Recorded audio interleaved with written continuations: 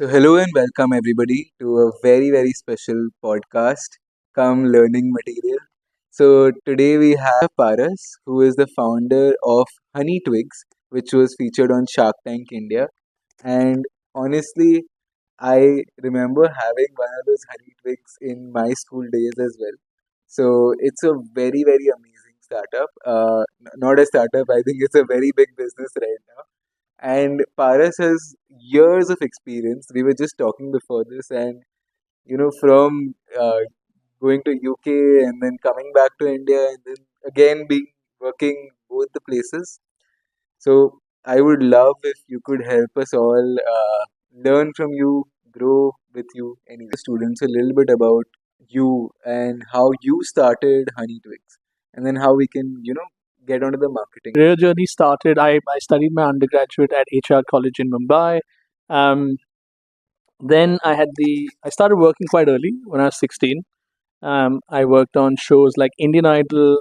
I worked on Z Cine Awards, the Marathon, several concerts back in the day as well. What did you do? So a host of things. I think my first job was guarding a room of Lay's packets. That's the joke that all of us play around with. So when you start, no job is a small job. That's where we started.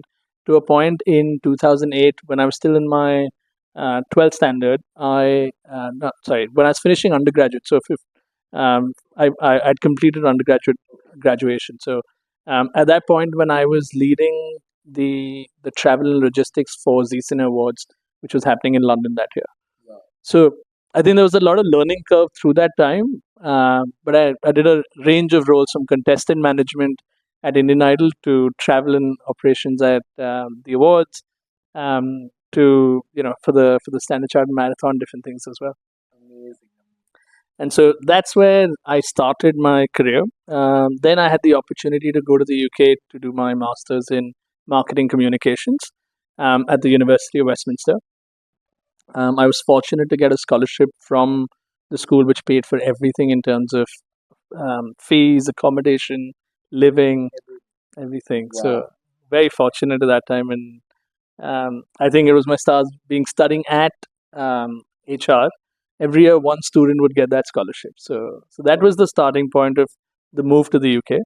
And then I spent about 12 years working in marketing, and then created a couple of businesses as well out of that later on.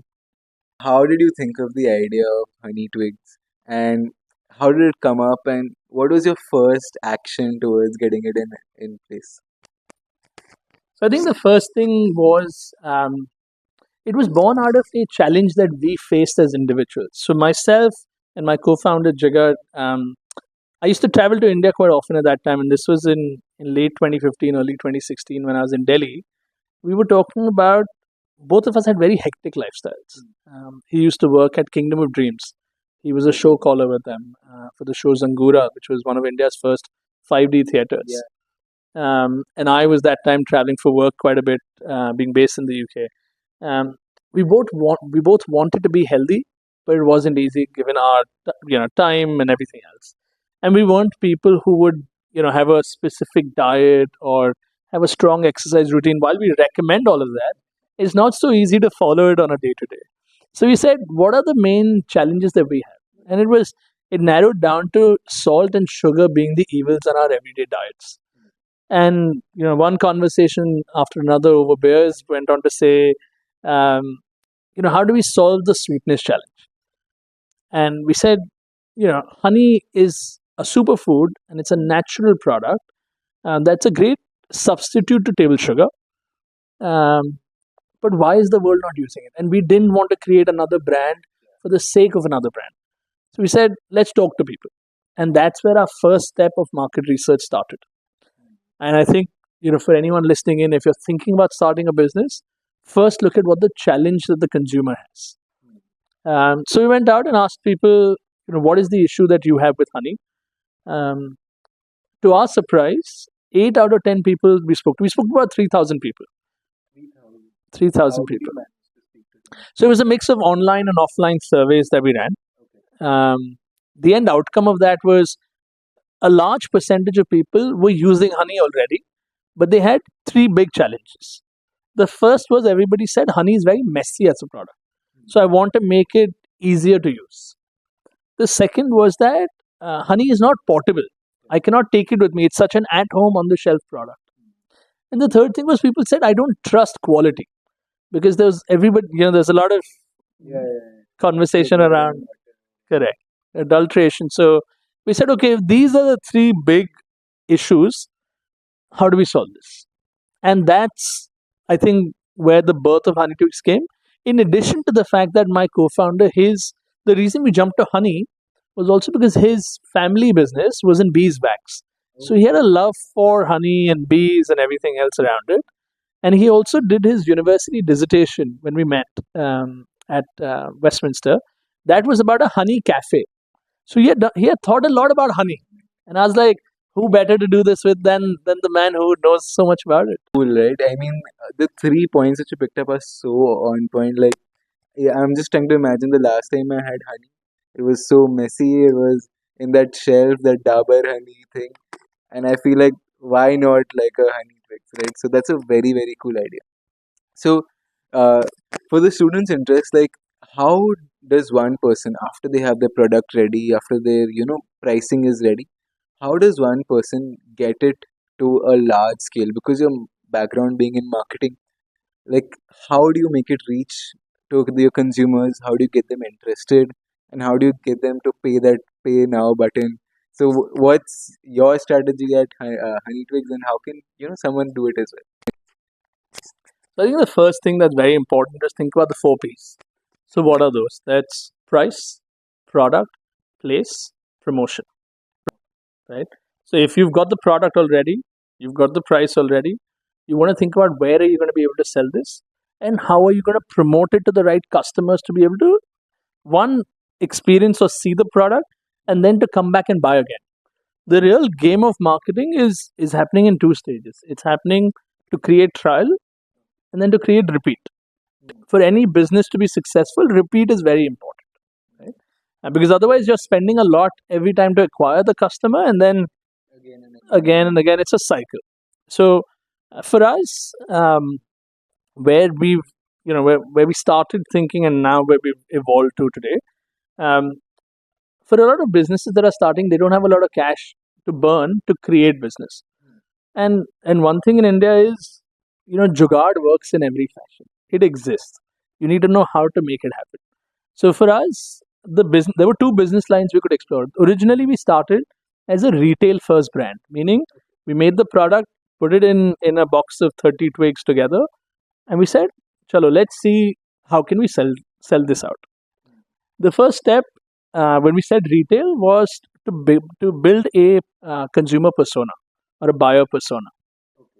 So to know who is going to buy this product, given what your price is, it's not for everybody, Yeah. right? So you have to first define the audience, the target audience that you're going after. Once you've defined that, understand what their behavioral needs are, right? So, for example, if I am somebody who's in my late 20s, early 30s, I am possibly somebody who visits the gym often. Um, Now, if I am trying to market this product, or if you're trying to market this product to me, one of your big USPs needs to be metabolism, burning sugar faster, no fat, etc. Right? So you're talking to me about convenience and health together. If I was talking to a child who is, maybe 12, 10, he's not thinking about fitness. He's thinking about how can I have a fun product. So there, the buyer is the parent who's saying, I want to give my kid something healthy instead of candy and chocolate. And so, if you look at the packaging of Honey Twigs, the idea here is to make it fun as well. Yeah. Right? A 10-year-old, a 5-year-old will enjoy having honey. And that, I think, was a gap that we noticed also in terms of how every product was positioned. Honey was positioned as a very medical or medicinal product. Right? So, I think to start that marketing journey, first thing that's important is buyer persona. Then understand where are those people or what are their behaviors. Your journey starts from there. Who is the person who will buy your product the most, or the first person? Because everybody is not your customer, so you don't even need to market to everybody. Just जो एक जन है जिसको इसकी ज़रूरत सबसे ज़्यादा है, उसको पकड़ना है. So I think there's, you know, and this is a big mistake that entrepreneurs make, and we've Yeah. made that too. A product which is generic it can be for everyone, but is everybody buying it today? They're not. Right? So go after a niche that is in the profile of what works for you. Once you've got that, then you can create adoptions at different audiences as well. But you will always have a primary and a secondary. Which part of the audience will buy this the most? That's your question to answer. Correct. Like, I think that 80-20 rule ki 20% of the people will buy 80% of your products. I think something like that. So, coming to, how the example I have identified, okay, these are the people who are the ideal fit for my marketing. So, how do I start reaching through which channels, or what is the next step? Think about so once you know who's buying it, think about what are they doing. So for example, if let's say our we have two core target audiences at Honey Twigs. One is a fitness enthusiast, as we call them. So anybody from the age of 16 to 30 who is looking to be fit. Yeah. And everyone's definition of fitness may be slightly different, but in that segment. And then the second audience, our secondary audience, is kids. So therefore, the parents. Right? So for us to attract parents or to reach kids to influence their thinking, the idea was once you made the product fun, be available in places where those kids are. Yeah. So where are kids today? They're either at school, they're going to some farmers markets, or they're on social media. Make it relevant for them on those channels. So, how can a student, say, starting with a zero budget in marketing, how do they get their message out to their target audience or their user persona? So I think it's as I was saying earlier, I think what's important is to know where is that customer. So for example, for us, we knew that we didn't have deep pockets or big budgets, right? So we started, and when we looked at also product relevance, right? So know who is your product for can also mean two things. Can mean who's the customer on the B2C side, where you have the persona, and but also on the B2B side. Yeah. B2B is free. Remember, if you have relevance and you're solving a problem, you can actually create business faster and therefore create adoption. So for us, the learning was with zero budgets, we said, what are the ways in which people use honey today? One of the big ways was using with green teas or honey, or using it as a condiment with breakfast. So we said, where do people go to have breakfast? They go to cafes. So why don't we serve two cafes? Now the learning for us was, which it wasn't natural when we started thinking about it. We got approached by one of the largest cafes in the country at that time, Cafe Coffee Day. They had 1,800 outlets. Wow. And they said, we met the guy actually at a farmer's market. He was there with his family. So first thing is, you never know where your buyer is, in terms of you just got to be there and do your best. So at that time when we met that gentleman, he said, this product is actually suitable for my cafe. And we were like, okay, good. He's talking about a cafe. He might want 1, 2, 3 boxes. He turns around and said, I use about, maybe 1 ton of honey, and that translates, let's say, into about 150,000 units. And he said, I use that in a week. So suddenly we said, hold on, what are you talking about? उससे क्या पता चला कि जो उनका challenge था, which was one, there was breakage. So normally what used to happen is either they'll use big jars and pour it in a small sort of katori kind of thing, but once it's poured, it's wasted. If it's not used, it's wastage. So one is that, and second is some of the places will have those 28-gram jars or blister packs. The other challenge with that is normal consumption. A normal individual uses 1 teaspoon or 2 teaspoons, which is each teaspoon is about 8 grams. So 8 से 16 gram use हो रहा है. The rest was getting wasted. Yeah. So one way to market yourself easily is to know which other parallel segment in B2B can you create adoption and solve problems with. So suddenly now with Cafe Coffee Day at that point, we were in 1,800 outlets without spending a penny. Wow. right? So distribution can work in many ways for you. And then also you're getting paid for. And we were getting paid for that. And so today we work with all large cafes across the country. But that was only because that first one, that experience of the first one was good, that we can share that with the others. So that makes a lot of sense. I mean, you don't need to have a big budget to, you don't have to put billboards and put those large paid advertisements in Instagram or Google to start marketing. You just need to find out where are they going and find out parallel ways of reaching that same place of the customer for free, get paid for it, or anyway. So that makes so much sense. Uh, how would you suggest कि वो conversion तक कैसे लाए? Example, they show interest. Just one last part is, how do they pay, or how do you convince someone to pay just through an advertisement? So see, no product sale is easy, right? So you have to think about it as you will need multiple ways to convince them that you're the best product. So be it a B2C consumer or be it a B2B consumer. A B2B consumer may take longer to convert, but then the volumes play in your favor, right? And there is no magic trick of how to crack a B2B client. The only trick is persistence. Show up every day, solve a problem. Till the time you do that, at some stage or another, you will get recognition. We had no godfather in the industry. Today a Starbucks buys from us. We're still a very small business compared to the big giants that exist in the industry. We're very small. So what they liked possibly was the product and the people. Right? So you can always build relationships that drive sales, even on the B2C side. Today, once a month, we'll pick up a day where we'll answer all customer calls that come in. The customer, one, feels special, but two, you understand why they're buying, what are they buying. So stay close to the customer at all times as well. That's, in marketing, sometimes we do a top-down approach, meaning we know this is the problem, this is why they're buying, and then we do all campaigns and all work around that.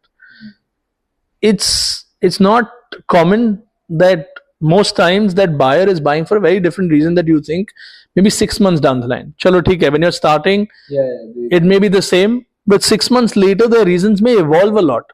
As in, like, can you give an example? So I'll give an example. So let's say hypothetically, one of our customers who was originally buying because they were going to the gym and they wanted an energy booster. Honey is the most natural form of energy booster that exists today. Okay. So they were buying as an energy booster to use after the gym. In a year later, they were not using it for that reason. They were sitting at their office desk and using it as a condiment to their tea. My marketing, if today I was still talking about gym, if I was still talking about that, I'd be irrelevant. But me sitting and understanding that he was now using it just as a condiment, so I need to talk about that too as an opportunity, keeps me relevant. This is a very small example, but it shows how the difference is created in communication. And how the communication that you do, like how do you brand yourself? मतलब वो जो marketing campaign होते हैं, जैसे surf excel का दाग अच्छे होते हैं. So what is your emotional tagline to the customer, and what is it that that creative element जो campaign के creators बनते हैं? So are you involved in it? The creation. So we've touched on 2 or 3 facets. Going back to the challenges I spoke about, all our taglines, and I think taglines play a big role in people understanding how your product is different. So we've kept a couple that align with different campaigns or different scenarios of our positioning. First and foremost, that goes nearly with everything that we do, is mess-free honey. Right? So सबसे पहला है, सबसे simple है. Second is changing the way the world uses honey. Okay, like a bigger picture. Right? And today, if I'm selling in 10 countries and I'm telling them, you're today using honey that in a way you've never used before. Right? So that's the other thing. And the third, which again goes back to the challenge that they had about quality, we're saying from the Himalayas to your homes. Right? So you're touching that emotion not as a brand alone, but to the customer, to what's important to them. Wow. and even creating that brand in their mind that they're organic and original. Correct. So those brand values are coming up. What are your brand colors? I think green and So yeah, green plays a role because we've looked at brand colors, or we've looked at colors within the product schema in such a way that every color resonates with the variant that we have. So for example, we have lemon infused honey, so that's a little bit of green because of the lime outside. Then we have turmeric infused honey, where there is orange orange. with turmeric. Then we have, let's say, ginger infused honey, which has the color of the ginger. Then we have cinnamon infused honey, so that's dark brown. So we've adopted colors that resonate closest to the product that it's aligned with. And then the brand color obviously is sort of more yellowish because honey is seen in that context as well. But we're sort of the disruptor in that structure as well, because traditionally when you look at honey is packed in a bottle where there is some part of it that you can see, but there's a label all around. Yeah. Here, it's in a box. So to see the product, experience the product becomes important. And I'd say, when you think about marketing, think also about sampling.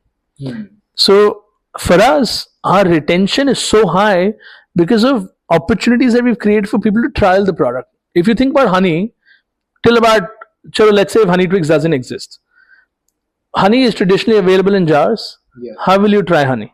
If you're standing at a store, if you're standing on a street, can you try honey? Can't try. Right? That for us became a big USP to create trial. So marketing also means, is your product the differentiator itself that you can use to generate that interest? Last advice, if you could share with everybody. So I would just say marketing is a lot about, like you rightly mentioned earlier, about creating emotion. And create emotion based on the channel you're positioning yourself on as well. So for example, if you're going on Instagram today, reels and videos are big. Yeah. Don't stay with a static, evolve with time.